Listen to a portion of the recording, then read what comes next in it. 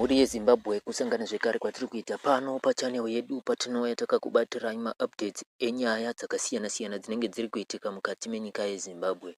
Kuuya zvekare kwatiri kuita nenyaya yekuti dzimwe nyika dzemuAfrica dzemuSADC dzashoropodza kuitwa zvinhu mukati menyika yeZimbabwe kwekuti government iri kupusha chirongwa chinonzi Cable 3 zvine simba zvekuti wese ari kupikisa ari kubva asangana nemahwani ari kubva asangana neusungwa zvinotevera nyaya yema65 maarmy juniors akasungirwa nyaya yemaflyers ari against Cable 3. Saka nyika idzi dzashoropodza mapresident enyika idzi haana kuda kudomwa nemazita, asi tiri kuona panapa tine ripoti yetakabata iri kushoropodza nyaya idzodzo kuti nyika haifaniri kutongwa semutongerwo wairi kuita netimu Mnangagwa Kabau. Naizvozvo muri yeZimbabwe vose vatangosvika mukati mechannel yedu mukati mezuva ranhasi,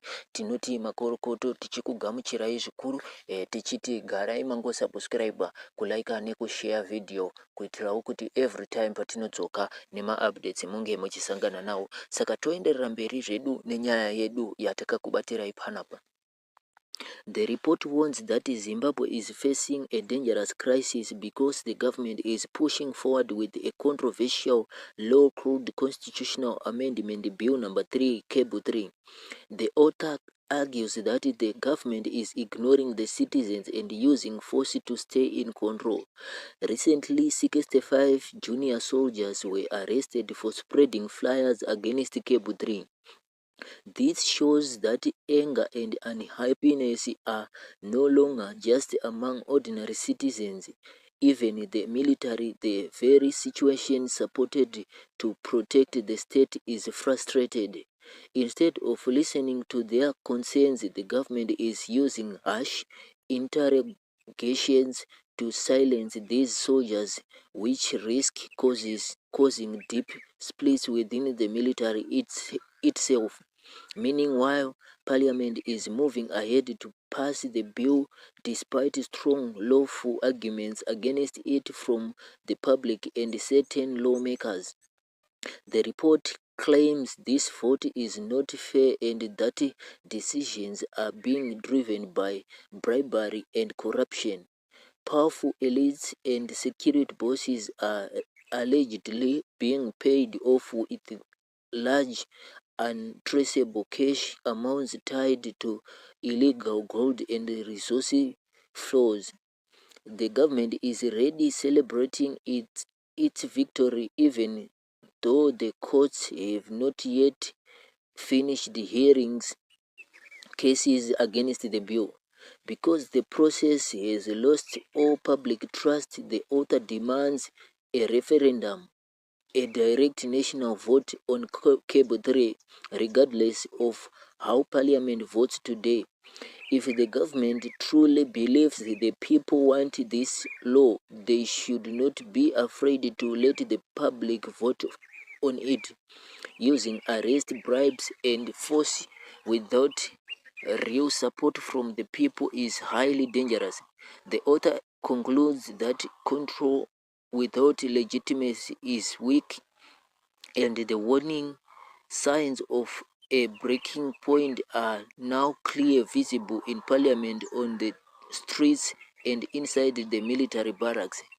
Sekutaura kwatiri kuzviita muri yeZimbabwe kuti nyaya iri kungotaurwa nezvayo ndeyekuti kana utungamiriri huripo uyu uchibvumirana nekuti chirongwa chiri kubva kuvanhu, sekutaura kwavari kuzviita ivo vari kuti vanhu ndo vari kuti according nekubata basa kwamakaita mutungamiriri wenyika, munokodzera kunge tichikuwedzerai nguva yenyu yekutungamirira nyika kusvika mugore ra2030 kuti mugofinisha maprojects enyu. Saka ivo vari kuti chirongwa chiri kubva kuvanhu. Saka kana chichibvazve kuvanhu sekutaura kuri kuita mutauriri wedu ane article iri, kana chirongwa chichibva muvanhu, ko munotyireiko kuenda kureferendum? Ndiwo chete mubvunzo uri kupiwa. Saka obva aenderera mberi achitaura iye achiti chirongwa ichi chiri very dangerous mukati menyika, sezvo tiri kuona panguva ino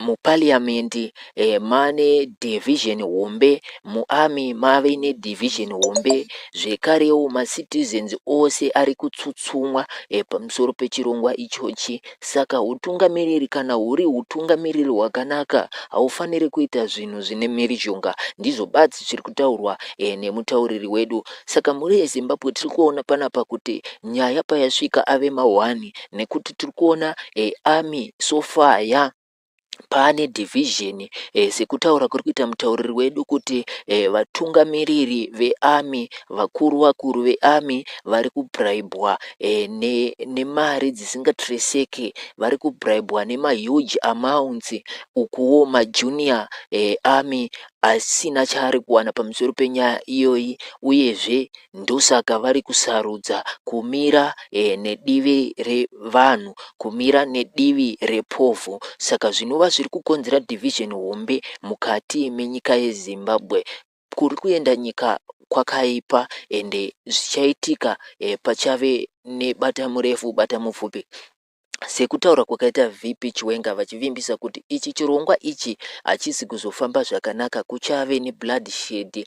Tiri kutoona kuti zviri kutanga kuitika panapa, sezvo vanhu vakawanda vari kupokana nechirongwa ichi mukati mebato riri kutonga, zvekarewo nevese vane power mukati menyika. Saka muri yeZimbabwe pakaipa, sekutaurwa kwazvakaita, isu tangomira chete tichingoona kuti ndezvipi zvichatora nzvimbo, ndevapi vachahwina, asi nekuda kwekuti veruzhinji vari kuti chirongwa havasi kuchifarira, takangomirawo nedivi reveruzhinji kuti aiwa, ko kana chirongwa chichidiwa nevanhu ngachiendezve kumavhotsi chinovhoterwa, vanhu vasarudze kuti aiwa chirongwa ichi tiri kuchida kana kuti chirongwa hatisi kuchida. Kosei paine kumbunyikidzwa kwekuti kana munhu aramba chirongwa ari kubva asungwa, ari kubva arohwa, zvatakaona zvichiitwa ana Profesa Lavumo Madhuku nana Tendai Biti nevamwe vakawanda wanda vakatsakatidzwa, vamwe vachirohwa, zvekarewo maarmy juniors aya asungwa. Ari kuzosungwa seiko kana chirongwa chiri chegutsa ruzhinji? Kana chirongwa chiri chegutsa ruzhinjizve, munhu anenge ataura kuti haasi kuchida haazorohwe, haazosungwe, nekuti vazhinji vanenge vachitsigira chirongwa. Saka zviri kuratidza izvo kuti vari kuzama kunyararidza vanhu nekuda kwepawa ravainaro. Saka ndinozvo zviri kurambwa nevamwe vatungamiriri vemukati menyika yeAfrica vachiti aiwa, izvi zviri kuitwa muZimbabwe hazvina kumira zvakanaka. Naizvozvo muri yeZimbabwe tinokutendai nekuuya kwese kwamaita pano pachanel yedu. Anawa ndiwo magumo echirongwa chedu. Tinokutendai zvikuru tichiti ngatisanganei zvekare munguva inotevera. Thank you for watching.